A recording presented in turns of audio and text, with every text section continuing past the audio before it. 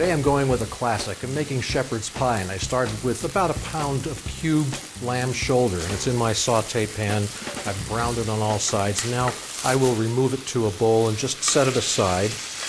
And in the same pan, I'll add onions, celery, carrots, and garlic and cook them till they're soft. That should take about 5 minutes. Next, add some tomato paste and mix it around in there until it caramelizes. And once you've got that mixed in, add about a half cup of red wine and cook until the wine evaporates. Now I'll add back that reserved lamb along with a 15-ounce can of tomatoes and their juices and some lamb or beef stock along with a little bit of Worcestershire sauce.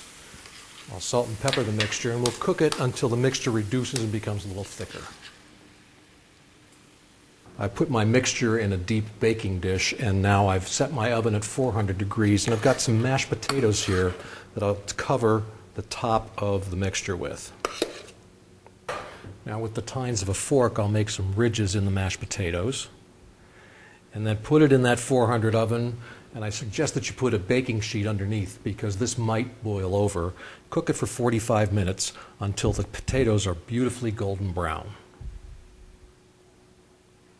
My shepherd's pie is done, and you'll see why it's a favorite in my family, because it'll be a favorite in yours. So get the recipe by writing to me here at the station, or log on to the web address shown on your screen and look for the Kitchen Guy icon.